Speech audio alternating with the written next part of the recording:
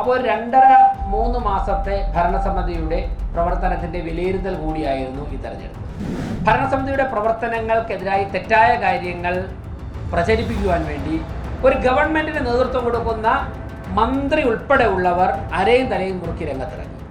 2 മുൻ മേയർമാർ, അതിലൊരാൾ മന്ത്രിയാണ്, തെറ്റായ വിവരങ്ങൾ പ്രചരിപ്പിക്കുവാൻ വേണ്ടി ഗവൺമെൻറ് സംവിധാനം തന്നെ ദുരുപയോഗം ചെയ്തു.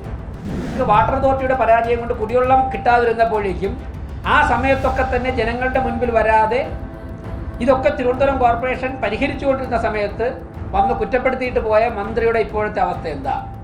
അതിന് കൂട്ടുനിന്ന മറ്റൊരു മന്ത്രിയുടെ അവസ്ഥ എന്താ? ഇതിനൊക്കെ കൂട്ടുനിന്ന ഒരു മുൻ മേയറുടെ അവസ്ഥ എന്താ? BJPയുടെ നേതൃത്വത്തിലുള്ള ഭരണസമിതി കോർപ്പറേഷൻ ഭരിക്കുന്നു എന്നുള്ള ഒരൊറ്റ കാരണം കൊണ്ട് നിരന്തരം മന്ത്രിമാരും മുൻ മേയറും MLA-മാരും ഒക്കെ തന്നെ ഭരണസമിതിയെ കുറ്റപ്പെടുത്തുവാൻ ഇറങ്ങിയത് ജനങ്ങൾ മുഖവിലേക്ക് എടുത്തില്ല എന്നും അവർക്ക് തക്കതായ മറുപടി കൊടുത്തു എന്നുള്ളതാണ് ഈ തെരഞ്ഞെടുപ്പിൻ്റെ ഫലത്തിൻ്റെ മറ്റൊരു വശം. നമസ്കാരം. ഈ നിയമസഭാ തെരഞ്ഞെടുപ്പിൽ BJPയെ സംബന്ധിച്ച് തലസ്ഥാനത്ത് വലിയ വിജയമാണ് നേടുവാൻ സാധിച്ചിരിക്കുന്നത്. തലസ്ഥാനത്തെ നിയമവും കഴക്കൂട്ടവും BJPക്ക് താമര വിരിയിക്കുവാൻ സാധിച്ചിരിക്കുന്നു. ഇതിലേറ്റവും പ്രധാനമായി എടുത്തു പറയേണ്ടത് തദ്ദേശ തെരഞ്ഞെടുപ്പിൽ തിരുവനന്തപുരം നഗരസഭയിൽ BJP അധികാരത്തിലേറിയതിന് ശേഷമുള്ള ആദ്യ നിയമസഭാ തെരഞ്ഞെടുപ്പാണിത്. ഈയൊരു അവസരത്തിൽ തന്നെയാണ് തിരുവനന്തപുരത്തെ കഴക്കൂട്ടത്തും നേമത്തും BJPക്ക് താമര വിരിയിക്കാൻ സാധിച്ചത്. അതുകൂടാതെ ചാത്തന്നൂരിലും BJP വിജയം കൈവരിച്ചിരിക്കുന്ന സാഹചര്യം കൂടിയാണ് നിലവിൽ ഉള്ളത്. അതുകൊണ്ട് തന്നെ തിരുവനന്തപുരം നഗരസഭയുടെ നഗരപിതാവായ ശ്രീ VV രാജേഷ് ഈ ഒരു സാഹചര്യത്തിൽ മാധ്യമങ്ങളോട് പ്രതികരിക്കുകയാണ്. തിരുവനന്തപുരം കോർപ്പറേഷന് ഉള്ളിൽ ഉള്ള 4 നിയോജക മണ്ഡലങ്ങളിൽ 2 നിയോജക മണ്ഡലങ്ങളിൽ NDA സ്ഥാനാർത്ഥികളെ വിജയിപ്പിച്ച തിരുവനന്തപുരത്തെ ജനങ്ങൾക്ക് BJP നന്ദി രേഖപ്പെടുത്തുന്നു. അതോടൊപ്പം തന്നെ തിരുവനന്തപുരം കോർപ്പറേഷനിലും കേരളത്തിലെമ്പാടും ദേശീയ ജനാധിപത്യ സഖ്യത്തിൻ്റെ സ്ഥാനാർത്ഥികൾക്ക് വോട്ട് ചെയ്തവർക്ക് പ്രത്യേകം നന്ദി രേഖപ്പെടുത്തുകയാണ്. നമുക്കറിയാം, ഈ കോർപ്പറേഷൻ്റെ ഭരണസമിതി അധികാരത്തിൽ വന്നിട്ട് 2 മാസം പിന്നിടുമ്പോഴാണ് തെരഞ്ഞെടുപ്പ് പ്രഖ്യാപിച്ചത്. അതിനുശേഷം കോർപ്പറേഷൻ്റെ ദൈനംദിന പ്രവർത്തനങ്ങൾ നടക്കുന്നതോടൊപ്പം തന്നെ തെരഞ്ഞെടുപ്പ് പ്രവർത്തനങ്ങളിലും എല്ലാ കൗൺസിലർമാരും ഇൻവോൾവ് ആയിരുന്നു. അപ്പോൾ 2.5-3 മാസത്തെ ഭരണസമിതിയുടെ പ്രവർത്തനത്തിൻ്റെ വിലയിരുത്തൽ കൂടിയായിരുന്നു ഈ തെരഞ്ഞെടുപ്പ്. അതിൽ 4 അസംബ്ലി മണ്ഡലങ്ങളുള്ള അതിൽ 2 മണ്ഡലങ്ങളിലും NDA സ്ഥാനാർത്ഥികളെ, BJP നേതൃത്വം കൊടുക്കുന്ന NDA സ്ഥാനാർത്ഥികളെ വിജയിപ്പിച്ചു. അതിൽ നിന്നും ഒരു കാര്യം വ്യക്തമാകുന്നത് കോർപ്പറേഷൻ്റെ ഭരണസമിതിയുടെ പ്രവർത്തനം ശരിയായ വഴിക്കാണ്. ഞങ്ങൾ മുന്നോട്ട് വച്ച കാര്യങ്ങൾ ജനങ്ങൾ അംഗീകരിക്കുന്നു. അതിനുള്ള കൂടുതൽ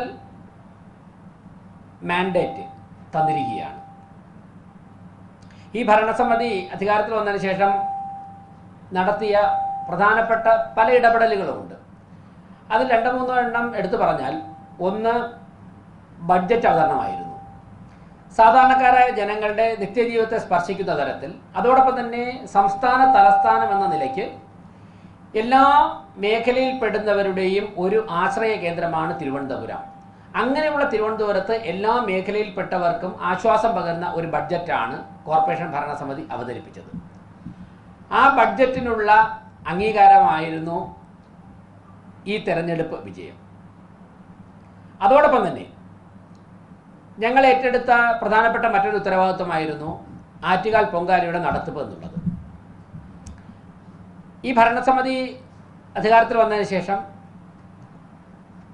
ഏറ്റവും പ്രാധാന്യം കൊടുത്ത് ചെയ്ത ഒരു പ്രവർത്തനമായിരുന്നു. അതിൽ ഞാൻ പലതവണ പറഞ്ഞിട്ടുണ്ട്, റോഡുകൾ, ആറ്റുകാൽ ക്ഷേത്രവുമായി ബന്ധപ്പെട്ട റോഡുകളുടെ മെയിൻ്റനൻസ് വർക്ക് സാധാരണ നടക്കുന്നത് പൊങ്കാലയുടെ തലേദിവസമൊക്കെയാണ് നടന്ന് തീരുന്നത്. എന്നാൽ 15-20 ദിവസം മുമ്പ് തന്നെ വളരെ ക്വാളിറ്റി മെയിൻറ്റെയിൻ ചെയ്തുകൊണ്ട് അത് പൂർത്തിയാക്കിയതിനെ ജനങ്ങൾ അംഗീകരിച്ചു. അതോടൊപ്പം തന്നെ പൊങ്കാല സമയത്ത് ഉണ്ടായ കുടിവെള്ളക്ഷാമം പരിഹരിക്കുന്നതിൽ ടാങ്കറുകൾ രംഗത്തിറക്കിക്കൊണ്ട് ഞങ്ങൾ പ്രവർത്തിച്ചു. പൊങ്കാലയ്ക്കുള്ള മുന്നൊരുക്കങ്ങൾ, പൊങ്കാല അർപ്പിച്ച ജനങ്ങൾ പിരിഞ്ഞ് നിമിഷങ്ങൾക്കകം തന്നെ ആരംഭിച്ച ശുചീകരണ പ്രക്രിയ, അന്ന് തന്നെ രാത്രി 8:30 മണിയോടുകൂടി ഏറെക്കുറെ പ്രധാന റോഡുകളൊക്കെ പൂർത്തിയാക്കുകയും വെളുപ്പിനോടുകൂടി മുഴുവൻ പ്രദേശങ്ങളും വളരെ കൃത്യമായി നേരത്തെ നിശ്ചയിച്ചതിന് പ്രകാരം വൃത്തിയാക്കുവാനും സാധിച്ചു എന്നുള്ളത് ജനങ്ങൾ അംഗീകരിച്ചിരിക്കുകയാണ്. അതോടൊപ്പം മുൻ വർഷങ്ങളിലൊക്കെ തന്നെ ഒരു ചെറിയ കാറെങ്കിലും സിറ്റിയുടെ ഏതെങ്കിലും ഭാഗത്ത് പാർക്ക് ചെയ്ത് കഴിഞ്ഞാൽ ഭീമമായ തുക പാർക്കിംഗ് ഫീസ് എന്ന ഇനത്തിൽ പിരിച്ചുകൊണ്ടിരുന്നു. സർക്കാർ സ്കൂളുകളുടെ സ്ഥലത്തുൾപ്പെടെ സ്വകാര്യ വ്യക്തികൾ അല്ലെങ്കിൽ മറ്റേതെങ്കിലും സംഘടനയുടെയൊക്കെ പേര് പറഞ്ഞിട്ട് പണം പിരിച്ചുകൊണ്ടിരുന്നു. അതൊക്കെ തന്നെ കയ്യോടെ കിട്ടിയ വിവരങ്ങൾ വെച്ചുകൊണ്ട് കയ്യോടെ അതിനെയൊക്കെ തന്നെ തടയുവാനും അനധികൃതമായി വാങ്ങിയ പണമൊക്കെ തന്നെ വാഹന ഉടമകൾക്ക് തിരിച്ചു കൊടുക്കുവാനും നൽകി. അപ്പോൾ ഒരു വലിയൊരു കൊള്ള പാർക്കിങ്ങിൻ്റെ പേരിൽ സർക്കാർ സ്കൂളുകളെ ഉൾപ്പെടെ ദുരുപയോഗം ചെയ്തുകൊണ്ട് നടത്തിയിരുന്നതിനെതിരായി നിലപാട് സ്വീകരിക്കുവാൻ വേണ്ടി കോർപ്പറേഷൻ സ്ഥാപിച്ചു. അടുത്ത ആറ്റുകാൽ പൊങ്കാലയ്ക്ക് മുൻപ് ഇത് ഒരു കൂട്ടായ ചർച്ചയിലൂടെ ഒരു തീരുമാനം എടുക്കാൻ സാധിക്കും. അതിൻ്റെ മുന്നോടി എന്നുള്ളതിലേക്ക് ഞങ്ങൾക്ക് കിട്ടിയ വിവരങ്ങൾ ഇടപെടാൻ സാധിച്ചു എന്നുള്ളത് ജനങ്ങളുടെ ഭാഗത്തുനിന്ന്, അത് തിരുവനന്തപുരത്ത് മാത്രമല്ല കേരളത്തിനും പുറത്തു നിന്നും ആറ്റുകാൽ ക്ഷേത്രവുമായി ബന്ധപ്പെട്ട വിശ്വാസ സമൂഹത്തിൻ്റെ ഭാഗത്തു നിന്നും സാധാരണക്കാരുടെ ഭാഗത്തു നിന്നും വളരെ വലിയൊരു കയ്യടി നേടിയ അല്ലെങ്കിൽ അവർ അംഗീകരിച്ച ഒരു പ്രവർത്തനമായിരുന്നു. ആ പ്രവർത്തനത്തിനുള്ള അംഗീകാരം കൂടിയാണ് ഈ തെരഞ്ഞെടുപ്പ് വിജയം. അതിനെ തുടർന്ന് ഞാൻ നേരത്തെ പറഞ്ഞ തരത്തിൽ തിരുവനന്തപുരം നഗരത്തിൻ്റെ പല പ്രദേശങ്ങളിലും കുടിവെള്ളക്ഷാമമുണ്ടായി. അത് പരിഹരിക്കാൻ വേണ്ടി വളരെ സജീവമായിട്ട് ചരിത്രത്തിൽ ഇതുവരെ ചെയ്തിട്ടില്ലാത്ത തരത്തിൽ കോർപ്പറേഷൻ്റെ ടാങ്കറുകളും സ്വകാര്യ ടാങ്കറുകൾ കോർപ്പറേഷൻ തന്നെ വാടകയ്ക്ക് എടുത്തുകൊണ്ടും നഗരത്തിൻ്റെ നാനാഭാഗത്തും തലങ്ങും വിലങ്ങും രാത്രിയും പകലും യാത്ര ചെയ്യുകയും അതോടൊപ്പം തന്നെ 24 മണിക്കൂറും പ്രവർത്തിക്കുന്ന വാർ റൂം സജ്ജീകരിച്ച് ഹെൽത്ത് സൂപ്പർവൈസർമാർക്ക് തന്നെ അതിൻ്റെ നേതൃത്വം കൊടുത്തുകൊണ്ടുള്ള പ്രവർത്തനം ഞങ്ങൾ 3 മാസമായി തുടരുകയാണ്. കോർപ്പറേഷനിലെ 101 കൗൺസിലർമാരും പകൽ വ്യത്യാസമില്ലാതെ ജനങ്ങളുടെ ഇടയിൽ വനിതാ കൗൺസിലർമാർ ഉൾപ്പെടെ രാത്രിയും പകലും ഒക്കെ തന്നെ വെള്ളം എത്തിക്കുവാൻ വേണ്ടി ആത്മാർത്ഥമായിട്ട് പരിശ്രമിക്കുന്നുണ്ട്. റെസിഡൻസ് അസോസിയേഷനുകളെയും സന്നദ്ധ സംഘടനകളും ഒക്കെ തന്നെ അതിൽ രംഗത്തിറക്കാൻ വേണ്ടി കോർപ്പറേഷൻ്റെ ഭരണസമിതിക്ക് സാധിച്ചിട്ടുണ്ട്. അത് ജനങ്ങൾ അംഗീകരിച്ചിരിക്കുകയാണ്. അതോടൊപ്പം തെരുവ് നായ്ക്കളെ ഞങ്ങൾ ഷെൽട്ടറിനുള്ളിലാക്കും എന്ന് പറഞ്ഞതിൻ്റെ പൈലറ്റ് പ്രോജക്റ്റ് വളരെ വിജയകരമായി നടപ്പിലാക്കാൻ സാധിച്ചിട്ടുണ്ട്.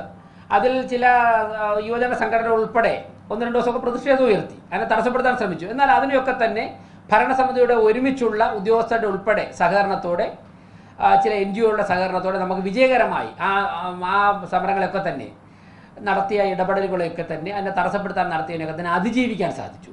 അതും ജനങ്ങൾ വലിയൊരു പ്രതീക്ഷ ഉണർത്തുകയാണ്. തീർച്ചയായിട്ടും തെരുവ് നായ്ക്കളെ ഷെൽട്ടറിൽ പാർപ്പിക്കുന്നതിൻ്റെ കൂടുതൽ കാര്യങ്ങളുമായിട്ട് കോർപ്പറേഷൻ മുന്നോട്ട് പോവുകയാണ്. വരാൻ പോകുന്ന ദിവസങ്ങളിൽ തന്നെ അത് പൂർണ്ണമായും പ്രാവർത്തികമാകും. അപ്പോൾ ഇത്തരത്തിൽ ഇനി ഒരുപാട് കാര്യങ്ങളിൽ ഓഫീസിൽ ഇപ്പോൾ കോർപ്പറേഷൻ്റെ ഓഫീസ് എന്ന് പറഞ്ഞാൽ ജനങ്ങൾ വരാൻ വേണ്ടി കുറച്ച് അകന്നു നിന്നൊരു സമയം ഉണ്ടായിരുന്നു. അത് മാറിയിട്ട് ഡിസംബർ 26 സത്യപ്രതിജ്ഞ ചെയ്ത അന്നുച്ചയ്ക്ക് മുതൽ തന്നെ ഇന്ന് വരെ എല്ലാ പ്രവൃത്തി ദിവസങ്ങളിലും 3 മണി മുതൽ 5 മണി വരെ കോർപ്പറേഷനെ സമീപിക്കാൻ ആഗ്രഹിക്കുന്ന എല്ലാ വ്യക്തികൾക്കും അവരുടെ ആവശ്യങ്ങളുമായി ബന്ധപ്പെട്ട് വരാനുള്ള ഒരു സാഹചര്യം ഒരുക്കുകയും അത്തരത്തിൽ ജനങ്ങളുമായി നിരന്തരം ഉദ്യോഗസ്ഥരും ഭരണസമിതിക്ക് നേതൃത്വം കൊടുക്കുന്നവരും ഇടപഴകുന്നത് ജനങ്ങളെ കൂടുതൽ കോർപ്പറേഷനിലേക്ക് അവരുടെ പ്രസ്ഥാനം എന്നുള്ളതിലേക്ക് ഒരു ജനകീയ സ്ഥാപനമാക്കി കഴിഞ്ഞ 3 മാസം കൊണ്ട് മാറ്റാൻ വേണ്ടി സാധിച്ചു എന്നുള്ളത് ജനങ്ങൾ പൂർണ്ണമായി ഇരുകൈ നീട്ടി ആ ശൈലി സ്വീകരിച്ചിരിക്കുന്നു എന്നുള്ളതാണ് ഈ തെരഞ്ഞെടുപ്പ് വിജയം തെളിയിക്കുന്നത്. ഇത്തരത്തിൽ ചെറുതും വലുതുമായിട്ടുള്ള ഒരുപാട് കാര്യങ്ങൾ, ശുചീകരണ തൊഴിലാളികളെ ചേർത്ത് പിടിച്ചുകൊണ്ട് അവർക്ക് ആത്മവിശ്വാസം ക്രിയേറ്റ് ചെയ്യുന്ന കാര്യമായാലും അങ്ങനെയൊക്കെയുള്ള കാര്യങ്ങളെ അംഗീകരിച്ചു. ഞാൻ ഓരോരോ കാര്യങ്ങളും എടുത്തു പറയുവാൻ വേണ്ടി കാര്യം നല്ല തിരക്കുള്ള ദിവസമാണ് മാധ്യമപ്രവർത്തകർക്കൊക്കെ. ഞാൻ ഈ അവസരത്തിൽ മുതിരുന്നില്ല. ഇനി വരാൻ പോകുന്ന ദിവസങ്ങളിലെ കാര്യങ്ങളാകാം. അപ്പോൾ മറ്റൊരു കാര്യം സൂചിപ്പിക്കാനുള്ളത്, ഈ ഭരണസമിതി അധികാരത്തിൽ വന്ന ദിവസങ്ങൾ കഴിഞ്ഞ ഉടൻ തന്നെ ഭരണസമിതിയുടെ പ്രവർത്തനങ്ങൾക്കെതിരായി തെറ്റായ കാര്യങ്ങൾ പ്രചരിപ്പിക്കുവാൻ വേണ്ടി ഒരു ഗവൺമെന്റിന് നേതൃത്വം കൊടുക്കുന്ന മന്ത്രി ഉൾപ്പെടെ ഉള്ളവർ അരയും തലയും മുറുക്കി രംഗത്തിറങ്ങി. 2 മുൻ മേയർമാർ, അതിലൊരാൾ മന്ത്രിയാണ്, തെറ്റായ വിവരങ്ങൾ പ്രചരിപ്പിക്കുവാൻ വേണ്ടി ഗവൺമെന്റ് സംവിധാനം തന്നെ ദുരുപയോഗം ചെയ്തു.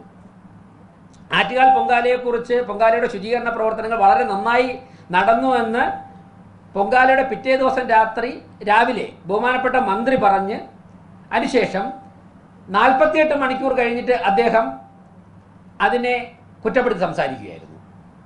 എന്നിട്ടും ജനങ്ങൾ വിശ്വസിക്കാതെ വന്നപ്പോഴേക്കും ഗവൺമെന്റ് സംവിധാനം ഉപയോഗിച്ചുകൊണ്ട് RDOയെ പൊങ്കാലയുടെ ശുചീകരണ പ്രവർത്തനങ്ങളെക്കുറിച്ച് അന്വേഷിക്കാൻ വേണ്ടി, നന്നായി നടന്നു എന്ന് പറഞ്ഞ മന്ത്രി തന്നെ അതിനെക്കുറിച്ച് അന്വേഷിക്കാൻ വേണ്ടി ചുമതലപ്പെടുത്തി. RDO ശുചീകരണ പ്രവർത്തനങ്ങൾ വളരെ നന്നായിട്ടാണ് നടന്നതെന്നുള്ള അദ്ദേഹം ഫീൽഡിലുണ്ടായിരുന്നതാണ്. അദ്ദേഹത്തിനായിരുന്നു പൊങ്കാലയുടെ മുഴുവൻ ഡ്യൂട്ടിയും. അദ്ദേഹം റിപ്പോർട്ട് കൊടുത്തു. ആ റിപ്പോർട്ട് കോർപ്പറേഷൻ ഭരണസമിതിക്ക് എതിരായി വന്നില്ല എന്ന് കണ്ടുകൊണ്ട് കളക്ടറെ വീണ്ടും അന്വേഷിക്കാൻ ചുമതലപ്പെടുത്തി. എന്നിട്ട് കളക്ടർ ഒരു റിപ്പോർട്ട് കൊടുത്തായിട്ട് മാധ്യമങ്ങൾ വാർത്ത വന്നു. എന്നാൽ ആ കളക്ടറുടെ റിപ്പോർട്ട് നിങ്ങൾ ആരെങ്കിലും കണ്ടിട്ടുണ്ടോ? ഈ മാധ്യമ വാർത്തകൾ പ്രചരിപ്പിച്ചത് മന്ത്രിയുടെ ഓഫീസിൽ നിന്ന് സ്റ്റാഫാണ്. കളക്ടറുടെ റിപ്പോർട്ടിൽ ഈ പറഞ്ഞ ഒരു കാര്യവുമില്ല, ഒരു വാക്ക്, ഒരു പരാമർശം ഒഴികെ ഒരു കാര്യവുമില്ല. ആ കളക്ടറുടെ റിപ്പോർട്ട് എന്തുകൊണ്ട് ഈ മന്ത്രി പുറത്തുവിട്ടില്ല? അപ്പോൾ കളക്ടറുടെ റിപ്പോർട്ടിലും വന്ന വാർത്തകൾ അനുസരിച്ചിട്ടുള്ള ഒരു പരാമർശവുമില്ല. ഒരു ചെറിയൊരു വരി മാത്രമാണുള്ളത്. അത് എല്ലാ വർഷവും നടക്കുന്ന കാര്യം തന്നെയാണ്. ഞാൻ ഇതൊക്കെ നേരത്തെ പറയാത്തത് ജനവിധി വരട്ടെ എന്ന് കരുതിയിട്ടാണ്. ആ കളക്ടറുടെ റിപ്പോർട്ട് ഇവർ പുറത്തുവിട്ടില്ലല്ലോ. പുറത്തുവിട്ടെ. കളക്ടർ റിപ്പോർട്ട് ഞാൻ കണ്ടിട്ടുണ്ട്. ഇങ്ങനെയുള്ള കാര്യങ്ങളൊന്നും പറഞ്ഞിട്ടില്ല. അത് അന്ന് പറയാത്തത് ജനവിധി വരട്ടെ, ജനങ്ങളുടെ കൂടി വിലയിരുത്തൽ വരട്ടെ എന്ന് കരുതിയിട്ടാണ്. അപ്പോൾ പിന്നെ ഒരു ബഹുമാനപ്പെട്ട ഒരു മന്ത്രി പറഞ്ഞു, കോർപ്പറേഷന്റെ ഉത്തരവാദിത്തമാണ് കുടിവെള്ളം വിതരണം ചെയ്യുക എന്നുള്ളത്. ഞങ്ങളുടെ ഉത്തരവാദിത്തം നിർവഹിച്ചു. 3 മാസം കൊണ്ട് ഞങ്ങൾ നിർവഹിക്കുകയാണ്. മന്ത്രി പുറത്തിറങ്ങിയത് കഴിഞ്ഞ ദിവസമല്ലേ? ഇക്കാര്യങ്ങൾ അഡ്രസ്സ് ചെയ്യാൻ വേണ്ടി തിരുവനന്തപുരത്ത് കേന്ദ്രമാക്കി തിരുവനന്തപുരത്ത് താമസിക്കുന്ന ആ മന്ത്രി ഏതെങ്കിലും ദിവസം തിരുവനന്തപുരം നഗരത്തിലെ കുടിവെള്ള പ്രശ്നം അഡ്രസ്സ് ചെയ്യാൻ വേണ്ടി മാധ്യമപ്രവർത്തകരെ കണ്ടിട്ടുണ്ടോ? ജനപ്രതിനിധികളെ വിളിച്ചിട്ട് ഇത്രയും കാര്യങ്ങളാണ് വാട്ടർ അതോറിറ്റി ചെയ്തിട്ടുള്ളത് എന്ന് മന്ത്രി പറഞ്ഞിട്ടുണ്ടോ? മന്ത്രി അവസാന ദിവസം കുറ്റപ്പെടുത്താണ്ട് ഇറങ്ങി. ആ മന്ത്രിയുടെ ഇപ്പോഴത്തെ അവസ്ഥ എന്താ? തിരുവനന്തപുരത്ത് ജീവിച്ചുകൊണ്ട്, തിരുവനന്തപുരത്തെ സൗകര്യങ്ങൾ പ്രവർത്തിച്ചുകൊണ്ട്, തിരുവനന്തപുരത്തെ ജനങ്ങൾക്ക് വാട്ടർ അതോറിറ്റിയുടെ പരാജയം കൊണ്ട് കുടിവെള്ളം കിട്ടാതിരുന്നപ്പോഴേക്കും ആ സമയത്തൊക്കെ തന്നെ ജനങ്ങളുടെ മുൻപിൽ വരാതെ ഇതൊക്കെ തിരുവനന്തപുരം കോർപ്പറേഷൻ പരിഹരിച്ചുകൊണ്ടിരുന്ന സമയത്ത് വന്ന് കുറ്റപ്പെടുത്തിയിട്ട് പോയ മന്ത്രിയുടെ ഇപ്പോഴത്തെ അവസ്ഥ എന്താ? അതിന് കൂട്ടുനിന്ന മറ്റൊരു മന്ത്രിയുടെ അവസ്ഥ എന്താ? ഇതിനൊക്കെ കൂട്ടുനിന്ന ഒരു മുൻ മേയറുടെ അവസ്ഥ എന്താ? ഞാൻ തിരഞ്ഞെടുപ്പിൽ പരാജയപ്പെട്ടതുകൊണ്ട് മാത്രം പറയുകയല്ല. അപ്പോൾ ഇന്ന് വരെ ചരിത്രത്തിൽ ഇല്ലാത്ത തരത്തിലാണ് തിരുവനന്തപുരം കോർപ്പറേഷൻ കുടിവെള്ള പ്രശ്നം പരിഹരിക്കാൻ വേണ്ടി ഇടപെട്ടിട്ടുള്ളത്. ഞങ്ങൾക്ക് ഇതിലപ്പുറം ചെയ്യുവാനുള്ള മെക്കാനിസം ഇല്ല. ഈ ജലസേചന വകുപ്പ് മന്ത്രി വിളിച്ച മീറ്റിംഗിലല്ലേ ജലസേചന വകുപ്പിലെ ഉദ്യോഗസ്ഥരെയൊക്കെ വിളിച്ചിട്ട് നെയ്യാർ ഡാമിൽ നിന്നും വെള്ളം കൊണ്ടുവരണമെന്നുള്ള സാധ്യത പരിശോധിക്കണമെന്ന് പറഞ്ഞത്? ആ ഉദ്യോഗസ്ഥരെ വിളിച്ച് നിർദ്ദേശം കൊടുക്കുവാനുള്ള അധികാരം കോർപ്പറേഷനുണ്ടോ? നെയ്യാർ ഡാമിൽ നിന്നും അരുവിക്കരയിലേക്ക് വെള്ളം കൊണ്ടുവരണം, കൂടുതൽ വെള്ളം കൊണ്ടുവരണം എന്ന് തീരുമാനമെടുക്കാനുള്ള അധികാരം കോർപ്പറേഷനുണ്ടോ? അപ്പം ഞങ്ങൾക്ക് അങ്ങനെയുള്ള ഒരു മെഷീനറിയോ മെക്കാനിസമോ ഇല്ലല്ലോ. ഭൂമിക്കടിയിലൂടെ പോകുന്ന പൈപ്പ് പൊട്ടി വെള്ളം ലീക്ക് ചെയ്താൽ ആ ലീക്കേജ് പരിഹരിക്കാൻ ഉദ്യോഗസ്ഥരെ പറഞ്ഞു വിടുവാനുള്ള മെക്കാനിസം ഞങ്ങൾക്കുണ്ടോ? സംസ്ഥാന സർക്കാർ, LDF സർക്കാർ കരാറുകാർക്ക് 18 മാസം കൊണ്ട് കൊടുക്കാനുള്ള പണം കൊടുക്കാത്തതുകൊണ്ടല്ലേ കരാറുകാർ ജോലിക്ക് വരാത്തത്? വാട്ടർ അതോറിറ്റിയുടെ കരാറുകാർ ജോലിക്ക് വരാത്തത് അതുകൊണ്ടല്ലേ ലീക്കേജ് കൃത്യമായിട്ട് പരിഹരിക്കാൻ സാധിക്കാത്തത്? ഇതൊക്കെ വസ്തുതയാണെന്നിരിക്കെ ഈ വസ്തുതകൾ അഡ്രസ്സ് ചെയ്യുന്നതിന് പകരം BJPയുടെ നേതൃത്വത്തിലുള്ള ഭരണസമിതി കോർപ്പറേഷൻ ഭരിക്കുന്നു എന്നുള്ള ഒരൊറ്റ കാരണം കൊണ്ട് നിരന്തരം മന്ത്രിമാരും മുൻ മേയറും MLAമാരും ഒക്കെ തന്നെ ഭരണസമിതിയെ കുറ്റപ്പെടുത്തുവാൻ ഇറങ്ങിയത് ജനങ്ങൾ മുഖവിലേക്ക് എടുത്തില്ല എന്നും അവർക്ക് തക്കതായ മറുപടി കൊടുത്തു എന്നുള്ളതാണ് ഈ തെരഞ്ഞെടുപ്പിന്റെ ഫലത്തിന്റെ മറ്റൊരു വശം. അതുകൊണ്ട് എനിക്ക് വളരെ വിനയപുരസ്സരം ഇവരോടൊക്കെ സൂചിപ്പിക്കാനുള്ളത്, ഇവരൊക്കെ തന്നെ 45-50 വർഷം ഭരണപരിചയമുള്ളവരാണ്. അപ്പോൾ ഒരു ഭരണസമിതിയെ ജനങ്ങൾ തിരഞ്ഞെടുത്താൽ 5 വർഷം അവർക്ക് ഭൂരിപക്ഷമുള്ള സ്ഥിതിക്ക് ഭരിക്കുവാനുള്ള അവസരം ഉണ്ട്. ക്രിയാത്മകമായ പ്രതിപക്ഷമായിട്ട് പ്രവർത്തിക്കാൻ തയ്യാറാണ്. തെറ്റായ കാര്യങ്ങൾ ജനങ്ങളുടെ ഇടയിൽ പ്രചരിപ്പിക്കരുത്. ഞങ്ങൾ ഒരു നിമിഷം പോലും പാഴാക്കാതെ പ്രവർത്തിക്കുക. ഇന്നിപ്പോൾ രാവിലെ നിങ്ങളിവിടെ വരുമ്പോഴേക്കും ഞാനൊരു 10 മിനിറ്റ് താമസിച്ചത് KSRTCയുടെ MD ഉൾപ്പെടെ മേയറുടെ റൂമിൽ മീറ്റിംഗിലിരിക്കുക. സ്മാർട്ട് സിറ്റിയുമായിട്ട് ബന്ധപ്പെട്ട 115 ബസ്സുകളുടെ കുറിച്ച് എഴുതി വെച്ചൊരു കരാർ ഉണ്ട്. ആ കരാർ എങ്ങനെ നടപ്പിലാക്കാം എന്നുള്ളതിനെക്കുറിച്ച് ഞങ്ങൾ ആ ചർച്ച ഞാൻ സത്യപ്രതിജ്ഞ ചെയ്ത് ദിവസങ്ങളൊക്കെ തന്നെ നമ്മൾ ആരംഭിച്ചതാണ് ആ ചർച്ച. എന്നിട്ട് കോഡ് ഓഫ് കോണ്ടാക്റ്റ് ഒക്കെ വന്നതുകൊണ്ട് തൽക്കാലം ആ ചർച്ച പെൻഡിങ് എടുത്ത്, എന്നിട്ട് ആരും വിചാരിക്കേണ്ട ആ ചർച്ച അവസാനിപ്പിച്ചു വന്നു. ആ ചർച്ച അന്ന് കോഡ് ഓഫ് കോണ്ടാക്ട് വന്നുകൊണ്ട് പെൻഡിങ്ങിൽ വെച്ചതാണ്. ഇന്ന് രാവിലെ 10 മണി KSRTCയുടെ MD ഉൾപ്പെടെയുള്ള മീറ്റിംഗ് തൊട്ടപ്പുറത്ത് നടക്കുക. അവർ പോയിട്ടില്ല, മാധ്യമപ്രവർത്തനം ഇരിക്കുന്നതുകൊണ്ട് ഞാൻ അത് കഴിഞ്ഞിട്ട് അവരെ വീണ്ടും കാണാമെന്ന് പറഞ്ഞു. സെക്രട്ടറി ചർച്ച കണ്ടിന്യൂ ചെയ്യുകയാണ്. അതിൽ പറഞ്ഞിട്ടുണ്ട് LDFന്റെ കോർപ്പറേഷൻ ഭരണസമിതി LDFന്റെ സംസ്ഥാന സർക്കാരും കൂടെ ചേർന്നുകൊണ്ട് ഉണ്ടാക്കിയ ഒരു കരാർ. ആ കരാർ നമ്മൾ ചർച്ച ചെയ്യണം. തിരുവനന്തപുരം സിറ്റിക്ക് പുറത്തുള്ള ജനങ്ങൾക്ക് എങ്ങനെ സ്മാർട്ട് സിറ്റിയുടെ ബസ് പ്രയോജനം ചെയ്യുമെന്ന് ആ കരാറിൽ പറഞ്ഞിട്ടുണ്ട്. അത് സിസ്റ്റമാറ്റിക്കായിട്ട് ഓടണം. തിരുവനന്തപുരം സിറ്റിക്ക് ഉള്ളിൽ ആ ബസ് എങ്ങനെയാണ് ഓടുന്നത്, അതിൻ്റെ ഡാറ്റ കോർപ്പറേഷൻ അപ്ഡേറ്റ് ചെയ്യേണ്ടതായിട്ടുണ്ട്. ഓരോ ബസ്സും എവിടെയാണ് എത്തുന്നത്, ഏത് സമയത്താണ്, എങ്ങോട്ടൊക്കെ യാത്ര ചെയ്യുന്നു, എപ്പോഴാണ് വർക്ക്ഷോപ്പിലാവുന്നത് എന്നുള്ള ഡേറ്റ നമ്മുടെ കോർപ്പറേഷൻ്റെ ഡാറ്റാ സെൻറ്ററിൽ വരേണ്ടതായിട്ടുണ്ട്. അത് വരുന്നില്ല വർഷങ്ങളായിട്ട്. അക്കാര്യങ്ങൾ അറിയണം. റവന്യൂ ഷെയറിംഗ് മാത്രമല്ലല്ലോ, അതിൽ ഒരു ക്ലാസ് മാത്രമാണ്. അപ്പോൾ ഞങ്ങളിങ്ങനെ ഒരു നിമിഷം പോലും പാഴാക്കാതെ കഴിഞ്ഞ 3-4 മാസമായി കോർപ്പറേഷനിലെ ജനങ്ങൾക്ക്, കേരളത്തിലെ ജനങ്ങൾക്ക് വേണ്ടി പ്രവർത്തിച്ചുകൊണ്ടിരിക്കുകയാണ്. LDFിൻ്റെയും UDFിൻ്റെയും കൗൺസിലർമാർ ഉൾപ്പെടെ പ്രതിപക്ഷം എന്നുള്ള നിലയ്ക്ക് അവർ അവരുടെ നിലപാടുകൾ സ്വീകരിക്കുമ്പോൾ തന്നെ ഭരണസമിതിയുടെ പ്രവർത്തനത്തിൽ അവർ വിയോജിപ്പ് രേഖപ്പെടുത്തിയിട്ടില്ല. ഇപ്പോൾ LDFിൻ്റെയും UDFിൻ്റെയും കൗൺസിലർമാരോട് കൂടി ചോദിച്ചു നോക്കൂ. കുടിവെള്ള പ്രശ്നം അവരുടെ വാർഡുകളിലുണ്ടെന്ന് കൗൺസിലർമാരെ അറിയിച്ചു കഴിഞ്ഞാൽ നിമിഷങ്ങൾക്കകം ടാങ്കറിൽ സൗജന്യമായി വെള്ളം എത്തുകയാണ്. LDFിൻ്റെ സ്റ്റാൻഡിംഗ് കമ്മിറ്റി ചെയർപേഴ്സൺ ഒരാളുണ്ട്, സീനിയർ നേതാവാണ് CPMൻ്റെ. ആ ബഹുമാനപ്പെട്ട കൗൺസിലറുടെ വാർഡിലായിരുന്നു 60-65 തെരുവ് നായ്ക്കൾ ഒരു വീട്ടിൽ പാർപ്പിച്ചിരുന്നത്. 2021 LDFിൻ്റെ ഭരണസമിതിയോട് തൊട്ടടുത്തുള്ള ആൾക്കാർ പരാതി പറഞ്ഞിരുന്നതാണ്. 2021 അതിനെ പിടിച്ച് മാറ്റിയിട്ടില്ല. ഈ ഭരണസമിതി വന്ന് ദിവസങ്ങൾക്കകം, ആ വിഷയം മാതൃഭൂമി ചാനലാണെന്ന് തോന്നുന്നു ആദ്യം ചർച്ചയ്ക്ക് കൊണ്ടുവന്നത്, വന്ന് ദിവസങ്ങൾക്കകം ഞങ്ങളതിനെ ഒഴിവാക്കി കൊടുത്തു.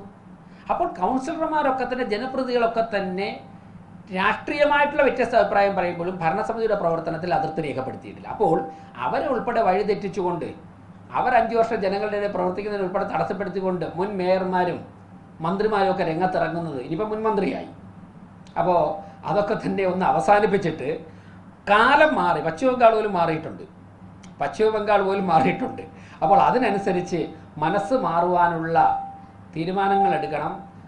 കമ്മ്യൂണിസ്റ്റ് പ്രസ്ഥാനം പിറന്ന പാറപ്പുറം ഉൾപ്പെടെ വരുന്ന സിഗ്നലുകൾ മനസ്സിലാക്കിയാൽ നന്നായിരുന്നു. കാലത്തിൻ്റെ ചുവരെഴുത്തെന്നൊക്കെ പറയുന്നതില്ലേ, അത് മനസ്സിലാക്കി പെരുമാറണം. ഇത് സ്റ്റേറ്റ് ക്യാപിറ്റലാണ്. ഈ പഴയ പിന്തിരിപ്പൻ നയങ്ങളൊക്കെ വെച്ചുകൊണ്ട് ഉള്ള പ്രവർത്തനങ്ങളൊക്കെ അവസാനിപ്പിക്കണമെന്നാണ് എനിക്ക് അവസരം സൂചിപ്പിക്കാനുള്ളത്. എന്തായാലും ഭരണസമിതിയുടെ കൃത്യമായ ദിശയ്ക്കാണെന്നുള്ള തിരുവനന്തപുരത്തെ ജനങ്ങൾ അംഗീകരിച്ചിരിക്കുന്നു. 4 കോർപ്പറേഷനിലെ 4 മണ്ഡലങ്ങളിൽ 2 മണ്ഡലങ്ങളിലും BJP നേതൃത്വത്തിലുള്ള മുന്നണിയെ വിജയിപ്പിച്ച ജനങ്ങൾക്ക് ഒരിക്കൽ കൂടി നന്ദി രേഖപ്പെടുത്തുന്നു. അതോടൊപ്പം തന്നെ സിറ്റിയിൽ വിജയിച്ചിരിക്കുന്ന 2 MLAമാർ മുൻ കേന്ദ്രമന്ത്രിമാരാണ്.